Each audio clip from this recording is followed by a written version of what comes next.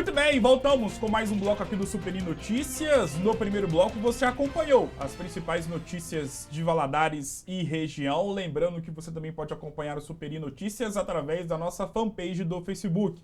Só acessar Superi TV, lá você vai encontrar não só o Superi Notícias, mas também toda a grade de programação aqui da Superi TV, canal 20. Neste segundo bloco, tenho a honra e a oportunidade de conversar com uma das referências do mercado de casas de alto padrão aqui de Governador Valadares. Claro que eu falo dele, o administrador Lírio Torres. Lírio, primeiramente, seja muito bem-vindo. É um prazer ter você aqui. Muito obrigado por ter aceitado o convite. Boa tarde. Obrigado, Gustavo. Bom dia a todos aí.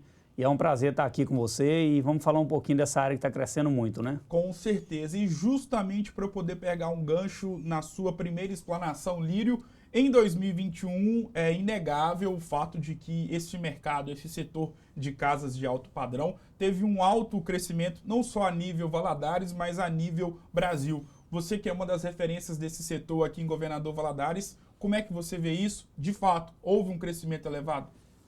Gustavo, teve sim, tá? E até bem maior do que o que a gente imaginava. A gente conversa entre os colegas, né, que atuam na área e tudo. Foi um crescimento importante, isso é muito bom para a cidade no total, né? Gera muito emprego. Em volta de uma obra de alto padrão você tem muito emprego, entendeu? E aquece muito o comércio, né? É o que eu falo, são casas que têm um alto nível de gasto, então com isso você solta bastante dinheiro na economia. Só que devido à pandemia e tudo, e o ano pesado que foi de 2021 referente à pandemia, a gente achou que podia desacelerar um pouco. E foi totalmente ao contrário, não desacelerou, não ficou estabilizada, ela inclusive aumentou muito. Então pegou até a gente de surpresa, com questão até de procura e demanda para obras. E aí a gente fica pensando, né, para quem é leigo, para quem não está inserido na área como você, a expectativa era de uma pequena diminuição nesse setor por conta, claro, da pandemia. Mas como você acabou de dizer, houve um crescimento elevado. Por que isso aconteceu? Olha, a gente até conversa com algumas pessoas ligadas à economia e tudo, e realmente é uma surpresa para todos. Eu tenho amigos que trabalham, que lidam com essa área, mexem nessa área, né, de economia, e assim, é meio que a gente não soube explicar ainda o efeito disso daí, porque se você analisar, a teoria seria que quem tem dinheiro manteria o dinheiro guardado para uma segurança, né, para se sentir seguro. Não, eu tenho uma reserva boa financeira e tudo, as coisas estão mudando, e uma das coisas que influencia muito, que a gente pensou que ia desacelerar um pouco o lado dessas obras de alto padrão e tudo, é o fato do material de construção da construção civil estar subindo todos os meses. Sim. Então, assim, o cimento praticamente sobe todo mês, a ferragem, o vidro, a matéria-prima em geral está subindo muito. Sim. Então, isso dá a entender que, às vezes, um planejamento ele muda durante a obra. Você tem um planejamento com uma obra de chegar no final com 1,5 milhão gasto na obra. Isso vai a 1,8 milhão, 1,7 milhão. Isso muda muito, a gente está falando de um valor muito alto perante a um prazo de obra.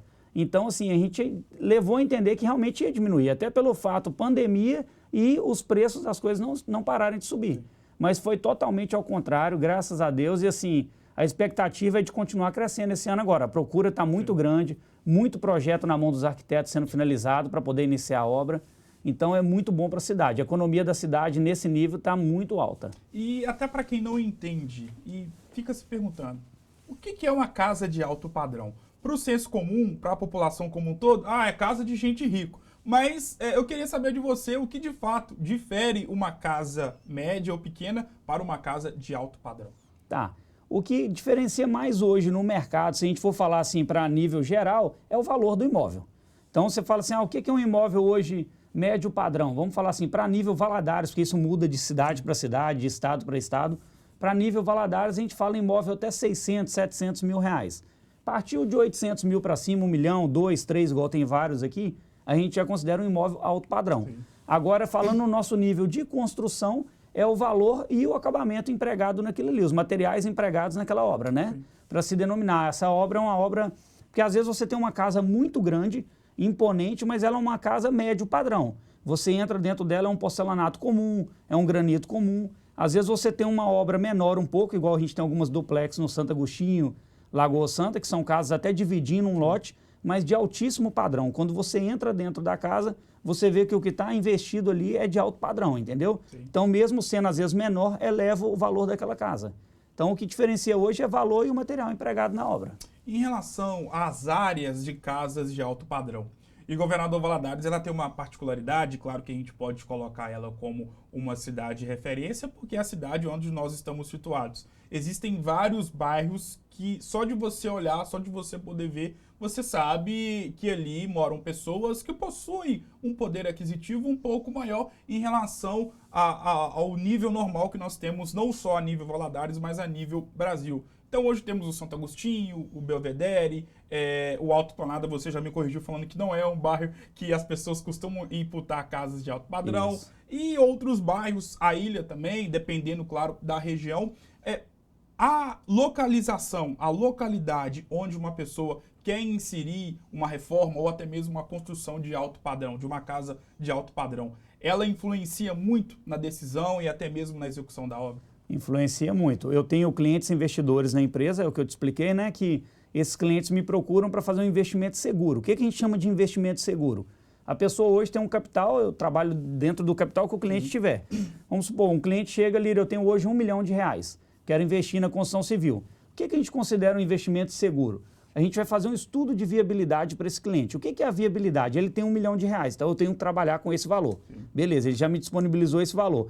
Eu tenho que, dentro desse valor dele, achar um lote e planejar um tipo de obra, contratar um arquiteto, planejar, saber quanto essa obra vai custar, pode ter uma variação, tá? Não, ainda mais com o material subindo desse jeito, mas a gente vai trabalhar dentro do limite que o cliente colocou e ver quanto esse imóvel vende. Eu já tenho que ter tudo isso antes de começar, porque eu vou apresentar para o meu cliente investidor que vai aprovar o negócio ou não. Vou chegar e falar, ó, achei um lote no Santo Agostinho, custa tantos R$1.000, a gente vai gastar tanto na obra, o período de obra é tanto e o valor de venda final desse projeto é em torno de X. Uma lucratividade de tanto. Aí o cliente, não, assim me interessa, assim eu quero e tal. Então, esse estudo de viabilidade eu faço hoje para cliente investidor. Mas a pessoa que vai comprar um lote para fazer uma casa de alto padrão, ela tem que estudar tudo. Eu vou te dar um exemplo. Se você chega num bairro e compra um lote, que tem um bar de um lado que funciona à noite fazendo barulho, e tem outras coisas que atrapalham às vezes dentro do bairro, isso vai desvalorizar o seu imóvel, não tenha dúvida. Você vai fazer um imóvel, mas não estou fazendo para vender. Tudo bem, mas às vezes você quer mudar de cidade depois, ou você quer mudar para um apartamento porque os filhos foram estudar fora, a casa já ficou grande. Então você tem que pensar na liquidez do imóvel. E um imóvel de alto padrão, ele é um imóvel de cliente exigente. O cliente que sai para comprar um imóvel de alto padrão, ele não compra qualquer coisa não. Sim. Ele pode adorar a rua, adorar tudo, mas não gostou da casa, ele não leva. Ou o contrário.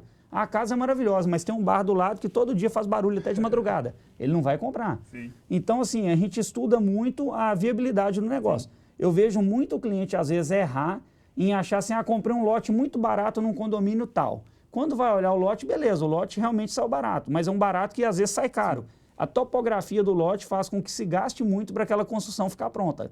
Então, o que ele achou que pagou mais barato, na verdade, é porque é realmente o valor agregado naquele lote.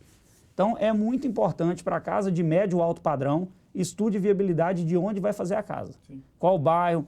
Todo bairro é perfeito? Não, todo bairro tem defeito. Então, você tem que analisar. Hoje não existe um bairro em Valadares que você fala assim, ali não tem erro nenhum. Todo bairro tem, todo condomínio tem seus problemas. Então, realmente vai da pessoa saber analisar na hora de comprar e tudo. A questão da enchente é uma coisa que, infelizmente, desvaloriza.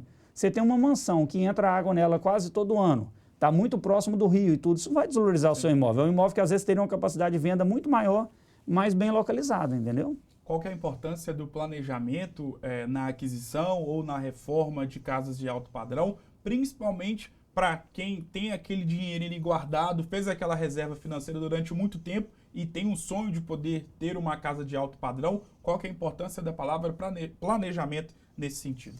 Olha, o planejamento é o coração de qualquer coisa que você for fazer. Eu falo até para o investimento, até para você comprar um carro, para fazer alguma coisa, hoje tem que ter planejamento. E o que eu vejo, o maior erro na construção civil hoje, de quem está indo para uma reforma ou comprar, é não estar preparado para aquilo ali. Até que comprar é mais fácil porque você vai olhando o que está dentro do seu orçamento. Agora, construir, hoje está muito complexo. Se não tiver um estudo muito bem feito, porque o que acontece? O cliente às vezes chega no arquiteto e fala, olha, eu tenho um lote no condomínio Retiro dos Lagos, 400 metros, eu quero fazer uma casa lá. O arquiteto vai sentar com o cliente vai explicar, eu quero 5 suítes, eu quero piscina, eu quero isso. Vão elaborar um projeto mediante o que ele quer. Sim. Mas muitas vezes esquecem de pegar o lado financeiro. Todo cliente que senta comigo para olhar como que é a sua obra, quanto custa, como é que funciona. Eu faço uma reunião financeira com o cliente, para preparar ele para aquilo ali. Eu falo, meu amigo, seu projeto está aqui, você tem uma ideia de custo dessa casa? Você sabe quanto você vai gastar? Você tem uma média? Sim. Aí a maioria das vezes eu me surpreendo com assim, eu queria gastar tanto, mas quando a gente olha o projeto, a gente já está na área, a gente sabe que é inviável fazer com o dinheiro que ele quer gastar aquele tipo de obra. Sim. Muitas vezes já vem especificado para a gente o acabamento, a gente vê que é acabamento de alto luxo, então a gente tende a explicar para o cliente. Ou nós vamos mudar algumas coisas no seu projeto, ou você vai parar no meio do caminho se não tiver mais aporte financeiro, entendeu?